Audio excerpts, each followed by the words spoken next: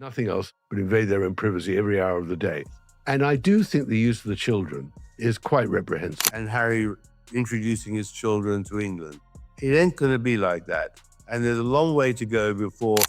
Our dream girl. Happy 5th birthday, Lily. The As Ever founder captioned her post alongside a white heart emoji.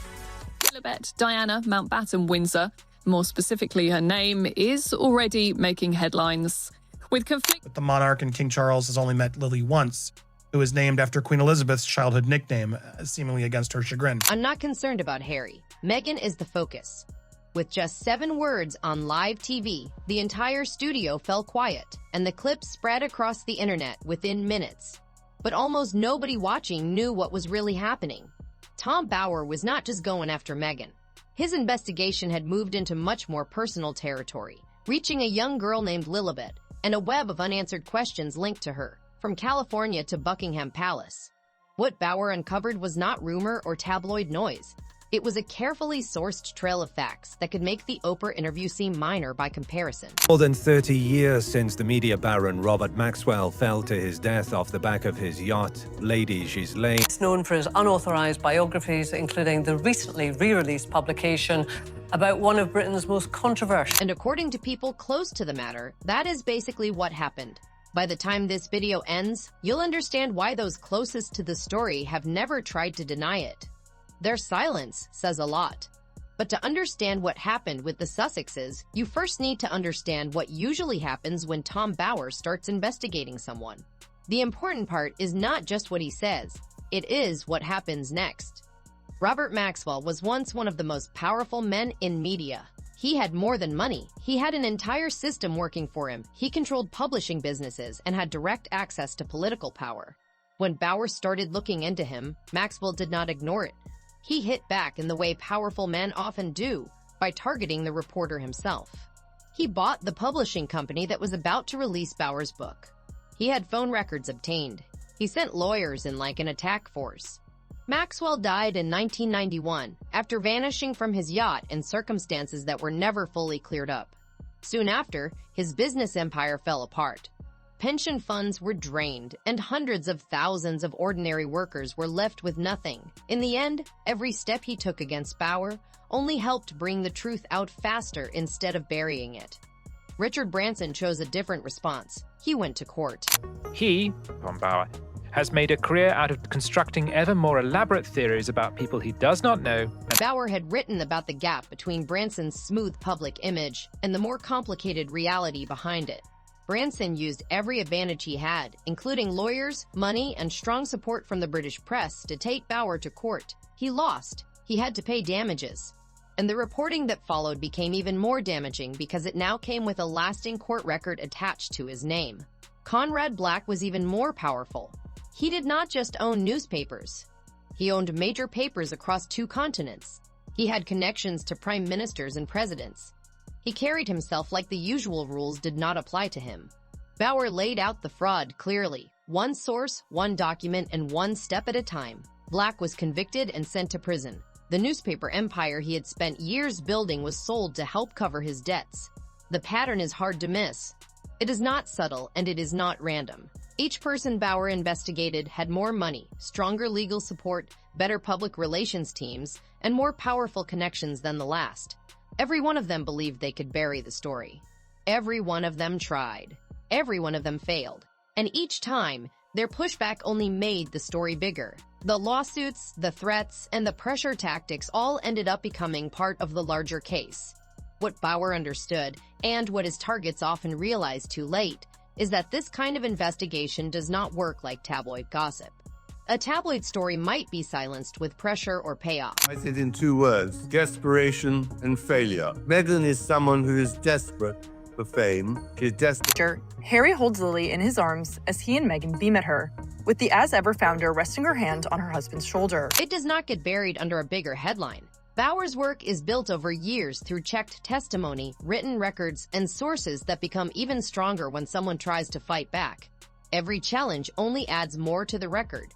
By the time the subject understands how much material Bower has gathered, the damage is already done. The issue is never whether the story will come out. The real issue is how much worse the reaction will make it. The Sussexes had money, legal support, and lawyers who had already shown they were ready to go to court and win. They had a worldwide platform, friendly media in both Britain and America, and a public image built over 3 years that presented them as victims of the institution rather than people shaping their own narrative. They had every reason to feel protected. What they failed to consider, just like so many of Bauer's past targets, is that none of those advantages matter once the investigation is already complete. And by that point, Bauer had already done the work. Then came October 31st, 2022, on Halloween morning during Good Morning Britain. The booking looked completely ordinary. A royal commentator was invited on to talk about the latest development in a story the British press had been following closely for 2 years. No one in the studio expected anything more than the usual discussion. It's about whether the Queen was asked permission or just told by Harry and Meghan they were using her nickname. The Calm opinions, careful phrases, and the usual kind of commentary that fills airtime without changing anything. But that is not what happened. Tom Bauer sat down and, within minutes, said something that stopped the room cold. "I don't mind Harry. It's Meghan I'm after." It did not sound rehearsed or forced. It sounded like someone speaking with full confidence because the work behind the statement had already been completed. The hosts challenged him as expected. That is part of the format. They test the guest, raise the pressure, and let the audience see whether the person stands firm or falls apart. Bauer did not back down. He went even further. He pointed to 17 specific inconsistencies in the Oprah interview. These were not broad accusations or loose opinions. He described 17 separate claims that he said were individually sourced and documented, and he did it live on air without notes and without hesitation. Online, the reaction was immediate. The clip spread within minutes. By that evening, millions had watched it, and the response followed the usual divide. One side felt someone had finally said what they had been thinking. The other saw it as more proof of the same institutional hostility the Sussexes had long claimed to face. But both sides missed the deeper point. What no one in the studio understood, and what almost no one watching at home understood, was that by the time Bauer made that comment on live television, his investigation had already moved far beyond Meghan. Harry and Meghan were threatening to sue people who disagreed and said that wasn't the case, and now this book is saying, actually, we back the palace on this one, which is... By then, the book was basically finished. The sources had been checked, the documents confirmed, and the full picture was already in place. What Bauer had uncovered was not the version the public had been shown. And it was not mainly about Meghan's behavior, the Oprah interview, or the gap between what the Sussexes said in public and what people around them said in private, even though all of that was included and carefully backed up. The investigation had gone somewhere more personal, more focused, and much harder to dismiss as simple media bias or hostility toward a Black American woman who married into the royal family and refused to disappear quietly. It had turned toward a young girl named Lilibet and the questions surrounding her. Questions about her name, her christening, her title, and the tightly controlled way every public appearance connected to her had been presented. These were not the kind of issues a press release could smooth over or a lawsuit could shut down. They pointed to a larger pattern, one that had been carefully documented and checked, and that pattern told a very different story from the one the Sussexes had spent 3 years building.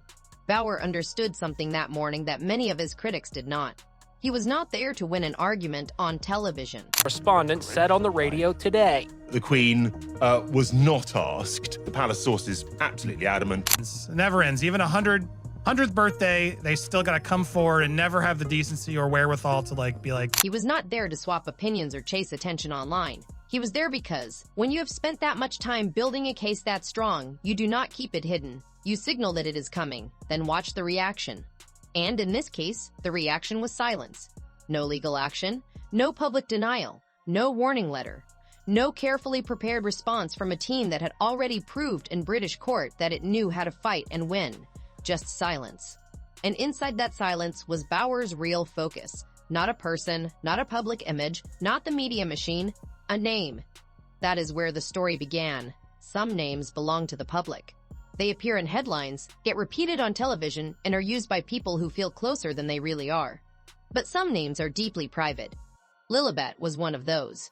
It was Queen Elizabeth II's childhood nickname, her own early way of saying her name. The people closest to her kept using it through the years. Her parents used it. Her husband used it. A very small number of people in her inner circle used it too. It was never a public name. It was never a media name. Across more than 70 years of one of the most closely watched reigns in royal history, it remained private in a way very little else ever did. That was not by chance. It was protected that way for decades. So when Harry and Meghan announced in June 2021 that they had named their daughter Lilibet Diana Mountbatten Windsor, the reaction inside royal circles was not warm. It was not seen as a gentle family gesture after their very public break from the institution. It was much closer to shock, followed quickly by doubt. The BBC reported the key point clearly. The Queen had not been asked for permission to use the name. And Harry has been released, which reveals even more details about why they allegedly decided to step away as royals. She had not approved it in advance. She was informed, not asked. The palace openly supported that version of events. There was no vague wording and no attempt to blur the message. They fully backed the BBC report. Harry's team strongly rejected that account through official channels. They contacted the BBC and said the Queen had been consulted, that she responded warmly, and that it was wrong to present the naming as a one-sided decision. That left two completely different stories, both told with confidence, while the full truth sat somewhere in the middle, and one side seemed determined to keep it out of view. Bauer had spent 25 years dealing with situations like that, and he knew how to uncover what was buried. He had done it before with people far more experienced at controlling public perception than a couple who had only been shaping their image for a few years. What made the choice of name matter so much to Bauer, and to the royal insiders quietly sharing information with reporters at the time, was not just the meaning behind it. It was not even mainly about whether permission had been given. It was about timing. For the previous 18 months, Harry and Meghan had been publicly pulling away from the monarchy step by step. They left royal duties. They gave the Oprah interview. They spoke openly about feeling unsupported, unprotected, and pushed aside. The message to the world stayed the same. The institution had failed them, and they had chosen to leave. Then they gave their daughter the monarchy's most private, most protected, and most emotionally sensitive name. Inside royal circles, that was not seen as an innocent contradiction. It was seen as a deliberate move, a way to keep a powerful emotional link to the monarchy while publicly building a story about walking away from it. And also concerns and conversations about how dark his skin might be when he's born. It was like keeping one hand on the royal connection while using the other to wave goodbye. That contradiction was on the record, backed by sources, and it never really went away. Then, just weeks ago, on June 4, 2026, Meghan posted a birthday message on Instagram. "Our dream girl, happy 5th birthday, Lily." The comments were turned off. On its own, that might not seem unusual. A mother celebrating her daughter on one of the world's most followed accounts is not strange by itself. But this was not just any child, any name, or any family story. The comments were not closed simply because of random cruelty online. They were closed because the questions tied to that name still have not gone away, even 5 years later. It was as if the name still needed protection, and in many ways it did. But the name was only the beginning. Then came June 2022, and the Platinum Jubilee, marking 70 years of the Queen's reign, the longest in British history. It was a huge moment, drawing global attention to London, the palace, and a monarchy that had spent 2 difficult years dealing with one public blow after another, and was determined to show it remained steady. By any standard, it was the biggest royal event of the decade, and maybe even of the generation. Harry and Meghan arrived from California with both children. The public message was shaped quickly and carefully. This was presented as reconciliation, a family trying to come back together after distance, tension, and loss. Images of Lilibet meeting her great-grandmother, the Queen, who was elderly and clearly tired but still present, were shared with the kind of timing only a skilled media operation could manage. The pictures felt warm and personal, the kind that cut through public debate because they showed something simple and powerful. A child and her great-grandmother meeting for the first time. Explain the difference between Prince and Princess and having HRH on top of that. I'm so glad you raised this, Koshi, because again... The press reacted exactly the way that message was meant to land. But inside royal circles, the mood was very different. The word that kept coming up in accounts passed to journalists was not warm or natural. It was calculated. This was a carefully timed appearance at the most watched royal event of the decade by a couple who had spent the previous 18 months telling the world they were stepping away from the monarchy. And yet they chose this exact moment, when attention was at its highest, to step back into view with the child carrying one of the most emotionally sensitive names in recent royal history. Lilibet met the Queen during the Jubilee. That meeting was photographed. The images spread around the world. 3 months later, the Queen died. That meant the visit, the photographs, and that precisely timed appearance became the final images of Lilibet and her great-grandmother together. No one can say whether that outcome was expected. But the result is clear and on the record. The couple who had most publicly distanced themselves from the monarchy now possessed something no other family member had in quite the same way. The last images, fully controlled by them, of the woman at the center of the entire institution. Then Charles became king, and the situation changed again. Under the rules governing royal succession, the children of the Prince of Wales are entitled to royal titles automatically. Harry had been the son of the Prince of Wales, so when Charles took the throne, Archie and Lilibet were no longer simply the relatives of a future king. They became the grandchildren of the monarch. That meant Lilibet automatically became a princess.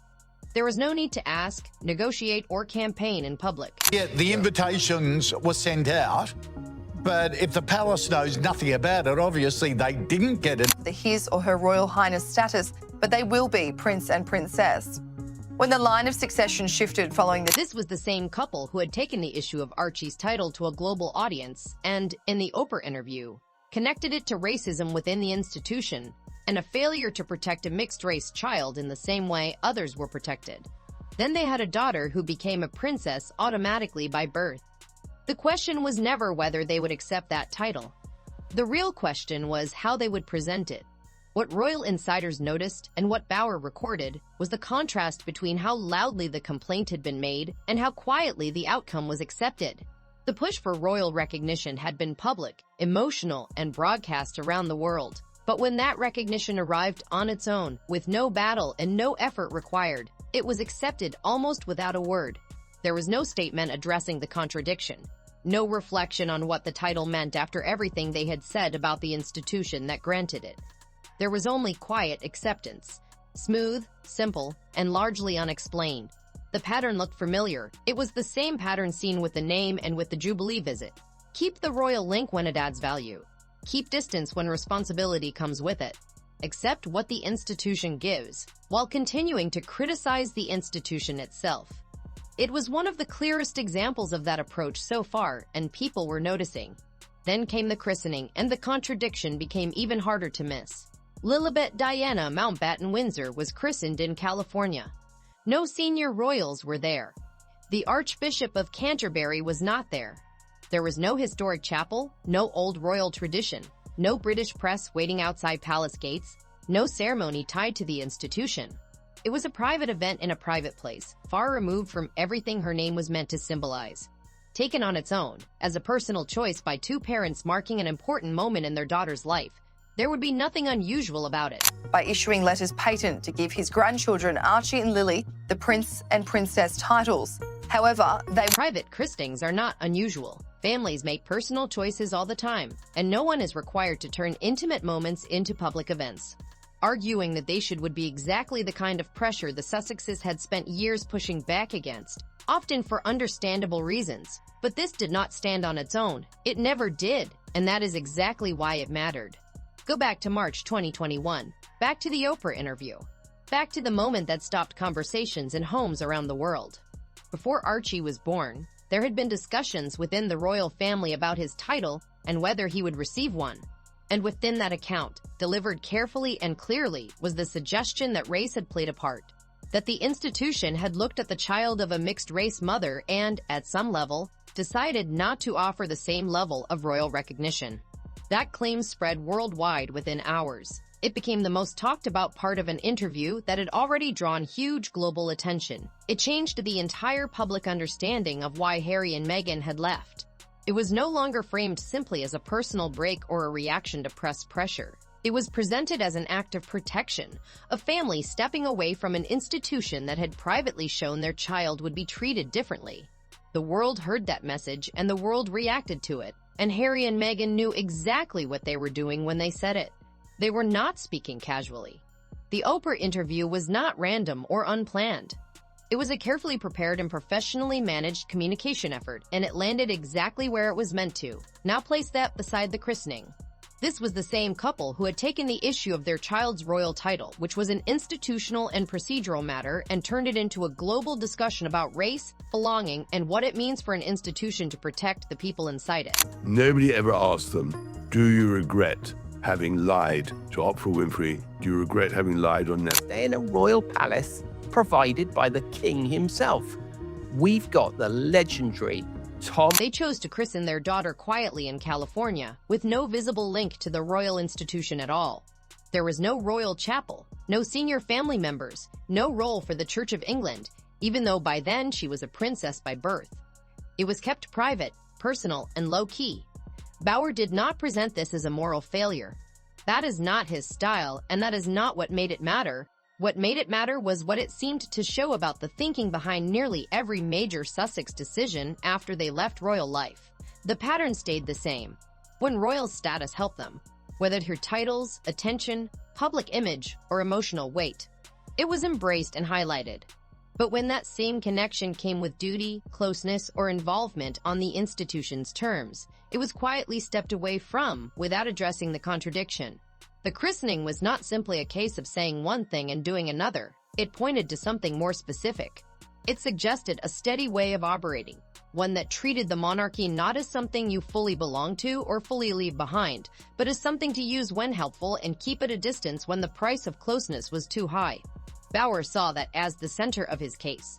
Not personal hostility, not racial bias against them, and not bad feeling from him, but a long-running pattern backed by records, cross-checked details, and repeated public choices.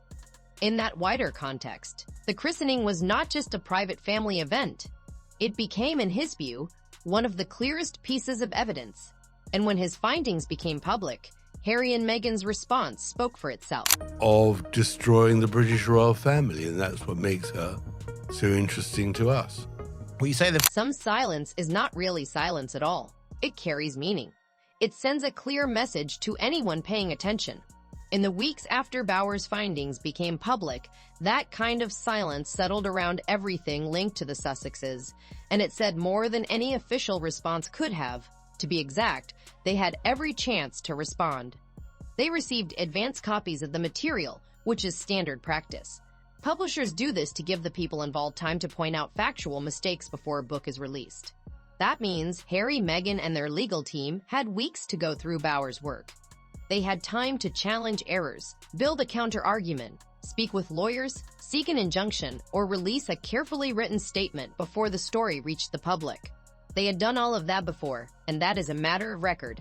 In 2021, Meghan sued the Mail on Sunday over the publication of a private letter she had written to her father. The case went to court, and she won. A British judge ruled that her privacy had been breached, and the paper was ordered to publish a front-page notice acknowledging the result. It was a major legal win against one of the country's most powerful tabloid outlets, led by a legal team that clearly knew how to use the courts when needed. That same legal strength was still there when Bauer's book appeared. Yet when faced with his specific, sourced, and documented claims about behavior, public statements, and the difference between the Sussexes' public story and the private accounts of people who had worked with them, there was nothing. No denial, no clarification, no carefully crafted statement from a spokesperson to create distance from the most damaging claims. Deranged conspiracy and melodrama. That's how Harry and Meghan have described Tom Bauer's explosive new book about. No, I think you're absolutely right. And I think my book, Betrayal, landed just at the right moment, just as they were shifting. Legal experts who looked at the lack of response mostly agreed on one thing. In a case like this, silence does not mean they did not care. A couple with this level of money, legal support, and a clear history of going to court does not stay silent because they have no way to fight back. They stay silent because someone involved, someone thinking carefully about the legal risk, has decided that responding would do more harm than good. The main danger in responding is the legal process itself. The moment you challenge a well-sourced and documented account in court, both sides can be forced to hand over evidence, documents, private messages, and sworn testimony. A process meant to fight false claims can end up exposing even more when the claims are solid. So this silence was not passive. It was a legal strategy, and as strategies go, it was probably the safest one. But there was another silence that mattered just as much. The palace said nothing. That part needs context, because the palace does not stay silent by accident. When Buckingham Palace wants a story gone, it knows exactly what to do. It moves quickly, puts out statements, uses trusted reporters, and pushes back hard until the story loses strength. It has done that for decades. It knows how to shut a story down when doing so helps protect its position. This time, it did none of that. Former royal correspondents noticed it almost immediately. The message seemed clear. When an institution stays quiet during a major story about one of its own, it is usually not because it has nothing to say. It is because the story is useful to them. Somewhere in Bauer's documented account, the palace appeared to see a version of events that helped its case more than anything its own press team could have said. For Meghan, she succeeded quite well in her life and her ambitions, so I was able to balance it all. I mean, When the palace wants a story to disappear, it often stays quiet in public while working hard behind the scenes. When it wants a story to keep going, it says nothing and lets events unfold on their own. In this case, it chose complete silence. What Tom Bower did to the Sussexes was not what many people think. The easy version is that he damaged their image and the press turned against them. But that was not the real impact. What he did was much deeper and far harder to fix. He did not simply weaken the reputation they already had. He replaced the story they had spent years creating with a completely different one. And that difference is what turns a short-term problem into something much more serious. For 3 years, Harry and Meghan presented a clear and emotional story under tightly controlled conditions. The message stayed the same. They were targeted, left unprotected, pushed out, and forced to leave in order to protect themselves. Everything that happened after that was framed as the result of how they had been treated. It was personal, powerful, and built to be hard to challenge. Bower did not attack that story head-on. He did something more careful and, in the end, more damaging. He laid out the decisions one by one: the name, the Jubilee visit, the automatic title, the private christening, and the silence that followed. He put them in order, backed them with dates and sources, and built a record that did not ask people to feel anything. It simply asked them to look. And what appears when you look is not a couple being crushed by a hostile institution. It is a far more deliberate picture. It is the picture of two people who seem to understand the system they criticized extremely well. They appeared to know exactly which parts of it brought sympathy and public support, and which parts came with responsibility. They drew on the monarchy's most private and protected symbols when it helped their image, while also describing that same institution as harmful. They spoke loudly when royal recognition helped them, and stayed quiet when that recognition came with expectations. That change in public perception had real business effects. Spotify ended its partnership with them in 2023. The official explanation focused on content output, but the wider context suggested more than that. The Harry and Meghan brand sold to commercial partners depended heavily on the strength of their personal story. Once that story faced serious questions, and once a sourced and documented alternative version entered the public record and remained unanswered, the business value of that brand changed very quickly. Them to the wolves. Who actually was not prepared to tell the truth on their behalf? I mean, it's a complete fiction. As well as a bracelet. Our dream girl. Happy 5th birthday, Lily. The As Ever founder captioned her post alongside a white heart emoji. Business partners quietly started to consider the image cost of staying tied to a story that was now facing serious, well-sourced challenges. Netflix took a different route at first, but reached a similar outcome. Projects were announced, pushed back, and then increasingly judged by entertainment reporters against Bower's documented reporting. The result was not a clear cancellation. It was something slower, and in many ways more damaging, a steady loss of credibility. Little by little, the gap between the public version of events and the documented record became the real story. Hollywood responded in the way it usually does. Once the numbers begin to change, sentiment rarely matters for long. Bower has openly said he is not done. His sources remain in place. His file of evidence keeps expanding. He has also made it clear that he is ready for Meghan's upcoming memoir, the next carefully shaped chapter in their public story. He has already signaled that he plans to check it line by line using the same method he has used before. That may be the weakness their team never fully prepared for. They built a full empire around their account of events, a brand, a media presence, and a commercial identity. That story was presented with emotion and defended with emotion, but it was never designed to hold up against cold, methodical scrutiny. Most people do not fact-check a grievance. Bauer did, and that brings everything back to where this story now seems to sit. Not in a TV interview, not in a bright California garden, not in royal procedure or legal detail. It sits in one birthday post, "Our dream girl, happy 5th birthday, Lily." Comments turned off.